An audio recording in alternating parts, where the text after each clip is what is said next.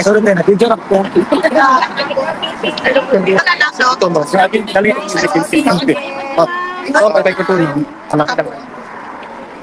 So ma'am, was PRRD in a better mood today than yesterday? Yes, yes. Today was a very good day and a very productive visit. So I'm happy that we discussed so many things because I was with my son. So we discussed about sports, we discussed about education, we discussed about scholarships and who should benefit from scholarships. And then we discussed about girlfriends. Because he will, grow up. And then PRD gave him tips and gave him advice about relationships. So talagang it was your son that was the joy of his day today. Yes, oo. Everything was, all our discussion revolved around the life of a young boy who's 12 years old. So. And then he was visibly pleased when he saw his grandchild because he's tall already. The last time we saw him was he's not that tall. He's 5'5" now at 12 years old. Wow. That made him visibly surprised and pleasantly surprised. Sa politika po, usapan. Politics, wala. Let me remember, wala naman. Meron siya nabanggit about Marcos but ayoko na sabihin yung mga binanggit niya. Alam niyo naman na lahat yun kasi nakikita niyo naman kung anong nangyayari sa bansa natin. And he mentioned drugs as well and the current state of our country in terms of illegal drugs. Okay, questions? VP, may tanong po. Congratulations for the Office of the Vice President for receiving an unmodified statement from the opinion from COA, I'm sorry, for 3 straight years under your leadership. What's your opinion with respect to this? Well, it shows the transparency and accountability and the compliance of the Office of the Vice President with all the regulations required by law. So we are thankful for the hard work. I am thankful for the hard work of Office of the Vice President personally. VP, how was your trip in South Korea? Can you tell us about it? I did not go to South Korea. Australia. Australia. Malaysia. But you answered a lot of questions about Australia already. But are you planning to visit other countries? Yes, ma'am. There is a Filipino community event already confirmed on July 27 in South Korea. Oh yeah, that's the one. So ano pong gagawin doon? Just a community event? It's a Filipino community program. They organized it and we were invited as the speakers. Yes. Does it mean sorry, go ahead. Yes, we confirmed on the schedule because I wanted to thank the Filipino community as well in South Korea. Personally, thank them. I've always been thanking and I've always expressed my gratitude to the Filipino communities worldwide. But when we receive invitations, we really try to accommodate it so that we can personally thank everyone. Does it mean po ba na doon po kayo sa South Korea during the SONA of the President? Okay, during the SONA, I'll be traveling back to the Philippines. It's the travel day. Vice President, ano po yung reaction ninyo? What does it mean when you told your spokesperson of the Office of the Vice President, Attorney Ruth Castelo, that she will not be the attack dog of the Office of the Vice President? What's the motivation behind this? Because her job is for the institution, is for the Office of the Vice President. No, it's not political. It's not for me. So that is why she will only bring good news, accomplishments, and announcements of the Office of the Vice President. Not the other woman. Nag-a-atake sa inyo. No. We do not want to besmirch the reputation of our office. VP, speaking po ng kay spokesperson Castelo, so nabanggit po niya na meron daw pong additional 170 million dun sa budget ng OVP for next year. So ngayon po ang current budget na na-approve ng DBM ay 903 million. Yes. And sabi po ni spokesperson Castelo, for additional employees daw po and other IT equipment, yung sa cost na yun. So saan po gagamitin exactly yung IT equipment? Saka ano po yung purpose ng additional employees?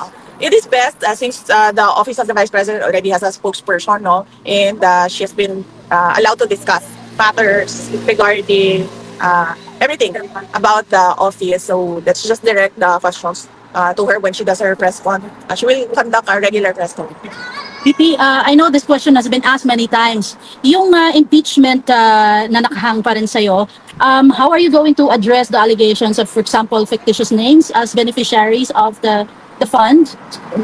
It can be very well addressed during trial. So our lawyers are preparing for the trial and collecting pieces of evidence and gathering affidavits from witnesses that they will present during trial. But let me just say this, no, I think it is wrong for everyone to pick up as truth or as a fact all the pronouncements of the members of the House of Representatives, particularly with the fictitious names, because there are rules in intelligence operations, and you already heard some of intelligence people who work in intelligence say that aliases are often used in intelligence operations. So, yeah. So it can be deduced that the fictitious names are not real names but aliases. That can be discussed during the trial, ma'am. I do not want to elaborate on intelligence operations. We have an intelligence expert on our side, two actually, who will be our resource persons. So let us wait for the trial. And as I said yesterday, if there is no trial, then I will answer it publicly, which is I just want to wait what will happen to the articles of impeachment. Ma'am, regarding naman po sa case ng inyong ama. So, yung defense team po, si Attorney Kaufman, he seeks to present po yung Senate findings ng committee po or ng panel po ni Senator Amy Marcos. So, napag-usapan po ba ninyo yun ni Senator Marcos nung magkasama po kayo sa Malaysia? Tsaka, sabihin po ninyo, ano po ba magiging epekto nitong paggamit kung papayagan po magamit itong panel report dun sa ICC case? Not discussed the findings of the committee of Senator Marcos with her. I do not know. They had a private meeting. Attorney Kaufman and Senator Marcos had a private meeting here in The Hague when she came for the rally. And I do not know what they discussed. And Attorney Kaufman is careful as well on what he discusses with me because there are some things, there are many parts of the defense strategy that are confidential and are privileged between the lawyer and the client. Ma'am, kumusta po pala yung inaayos niyong oath-taking for mayor of your father? Is it going to happen? Hindi po ako nag-aayos ng oath-taking niya, ma'am. Inaasikaso po yun ng kanyang mga abogado sa Pilipinas. So hindi ko po alam kung anong update ng mga lawyers niya sa Pilipinas. Andito po ako para bumisita kay dating Pangulong Rodrigo Duterte at magpakita ng support. Maybe can I ask question? Nag-explain po yung mga evidence ni Claire Castro na half of the evidence po is blanco, na mga barangays that free, drugs-free daw po debate, tapos na masyado daw makapal yung mga list, pero half of that is empty. Ano po masasabi ka na? Well, it's not surprising coming from the administration, no? They fabricate many things and many accusations. So I would not be surprised if they fabricate data with regard to the drug situation. So, Example, ng fake news.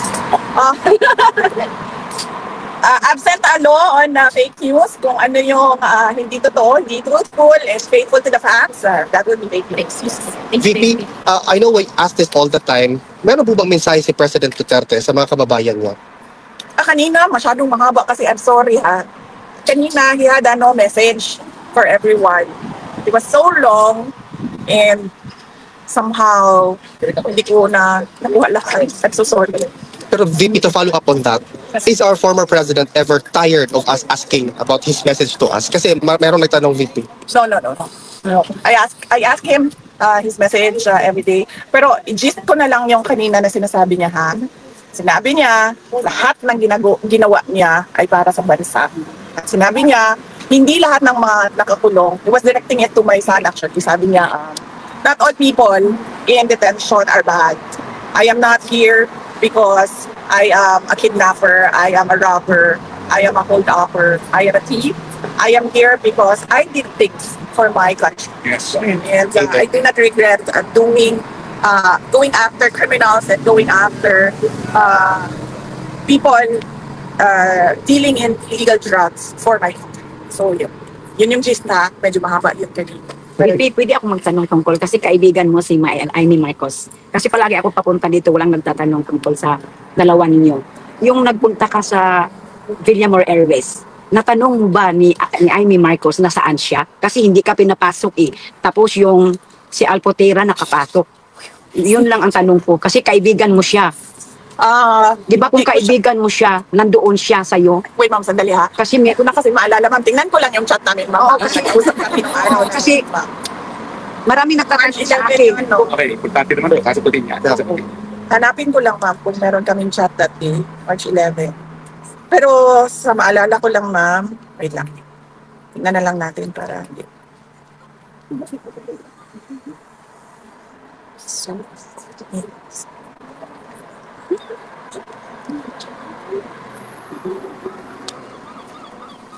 Ilang weather ngayon ba yun? Oo, mahaba din yung chat namin.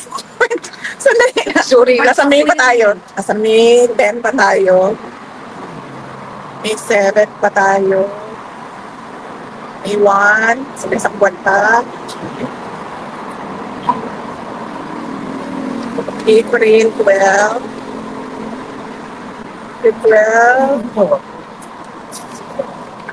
April 6. Ayun ba?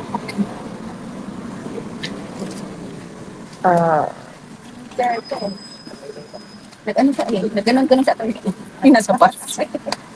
March 11.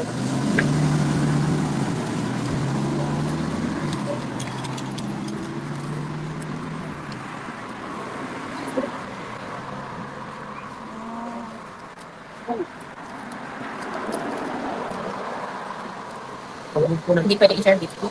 That is very important. That is very important because si BP is very trusted with Amy Marcos. Baka yan ang manggulo sa 2028. Yes, that's Wait lang, wait lang. Yeah, I know. Marcos is traitor. Calm down. Yeah, I know. Wala kami during Tanawa. the ano ma'am.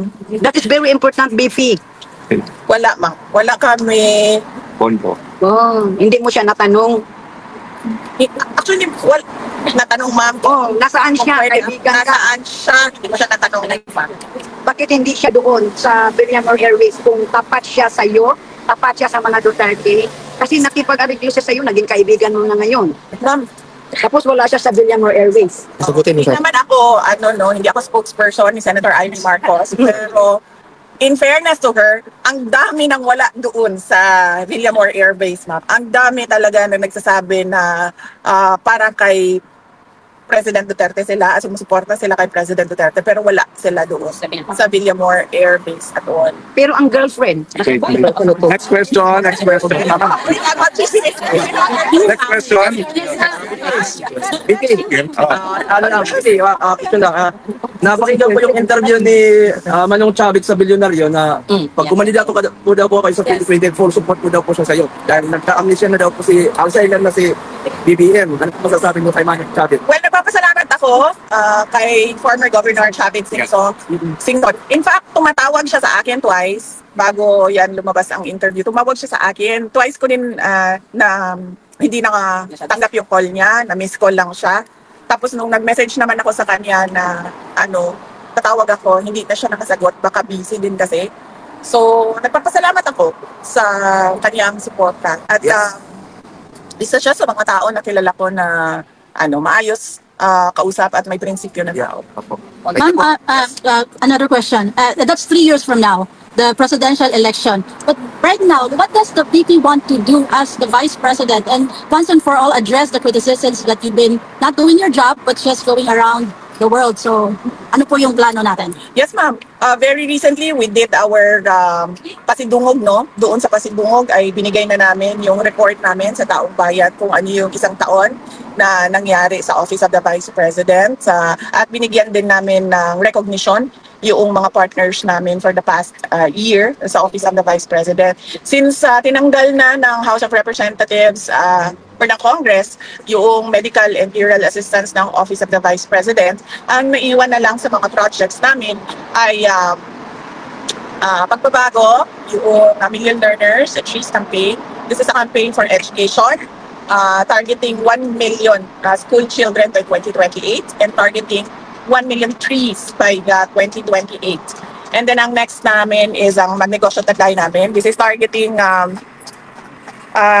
women's association and LGBT groups or individuals who want to access financing for their micro or small enterprises. And then next is we still have our disaster operations center. Yun sila, araw-araw yun nabibigay nung tulong namin kapag merong sunog, may baha, merong evacuees dahil sa pagsabog ng bulkan or dahil sa bagyo, kung ano man yung problem doon sa area of responsibility nila. And then we also have the Libreng Sakay program. Ito yung mga buses na pinahiram sa Office of the Vice President. So ginawa namin ay nilagay namin sila sa mga ruta na kailangan ng augmentation, transportation during high traffic hours. And then ang next namin is yung Pansarap program namin. This is the feeding program namin wherein we target school children, malnourished school children. For 120 days, we do our feeding program. In fact, meron kaming quite funny story dito sa Pansarap namin na project, no? Dahil after 120 days, nagkaroon kami ng beneficiary na naging obese ang kanyang weight. So nagka-problema na naman kami kasi sabi nung aming project manager, hindi pwedeng obese ang isang bata. So kailangan doon sila pumasok sa weight para sa edad nila. So yun po yung mga projects ongoing for the Office of the Vice President. And dagdag doon sa mga ginagawa ng opisina namin doon sa loob ng Office of the Vice President and mga satellite offices namin, no? We have in Pangasinan, in Isabela, in National Capital Region, and then we have Western, Central, and Eastern Visayas. We have BARM, we have Western Mindanao, Southern Mindanao, and Caraga. And Bicol. So, yan yung mga ginagawa nila. And then para sa akin, dinadagdag namin yung mga invitations ng various associations, and then yung invitations ng Filipino communities abroad, mainly to discuss what happened to President Duterte at anong nangyari doon sa kanyang extraordinary rendition and yung injustice ng ICC, justice na ginagawa ng ICC, holding an 80-year-old man in detention knowing he has health problems. And then, yung discuss din namin during our Filipino community events, kung ano ba yung mga gusto makita ng mga kababayan natin, lahat ng mga OFWs na nakatira or nakatrabaho abroad dahil napakaraming best practices around the globe. And then finally, we discuss what is happening right now in our country. So yan yung mga ginagawa namin. Ma'am, kailan ang next visit niyo? Kita tayo dito. Wala pa ako schedule kasi medyo mahaba yung schedule ni Veronica dahil school break na niya eh. So mahaba yung kanyang time dito. Okay. So he will be here. Wala lang schedule tapos. Okay. Ano, wala ako dito. Pag wala akong schedule sa bisita, wala din ako dito. Nandito lang ako pag may schedule ako sa bisita sa loob. One question, ma'am. Four times a week. Ma'am, I have a question. As an excellent, hardworking vice president with 3 consecutive unmodified opinion from COA, what is your message to your detractors who tries to pull you down to the mud when in fact you're shining like a star? Sinabi ko na yan. Kuya, wag po na ako. Of course. Naging siya beauty queen. Beauty contest. Correct. Beauty queen answer, no? Grabe. No, ano lang. As I said, diba, before, when they started, sabi ko, you just try and drag me to hell. Then, we'll see. VP, mabuhay ka. Mahal ka ng mga Pilipino. Thank you. Additional, one more question po. VP, kasi di ba since March po, nung dinala po dito si former president, and then until now, meron pong relatives from the Duterte family. Meron na po ba kayong estimate pa kung magkano na po yung nagastos ng yung family dun sa pagbisita niyo po dito for the past 3 months po? Ako hindi. Hindi kami nagkakwenta ng gastos namin sa pagbigay ng suporta kay dating Pangulong Rodrigo Duterte. As I'm sure hindi nagkukwenta itong mga kabayan. Exactly. Hindi nga kami nakwenta, dalawang beses kami mag-print. That is personal question. Okay. Speaking of funds, legal funds, how is it that, of course, as the proceedings drag, may legal funds na incur with paying the defense team? So, you mentioned before na hati-hati din among the family members. Is the accessing the legal defense fund at the ICC is on the table or still not considering it? Wala ako. I don't remember anything. I don't remember saying noon na hati-hati kami sa legal funds. Ang legal funds po ay pinag-uusapan ng client at ng lawyer. So, medyo confidential po yun. Hindi ko sinasabi ng lawyer kung ano yung napag-usapan nila ng cliente niya. No? So, sa kanila yon. But sa travel namin, kanya-kanya po yung gastos. Hindi po kami kumukuha sa isang common fund or ano. Kanya-kanya po hanap ng resources para makabisita kay dating Pangulong. Thank you.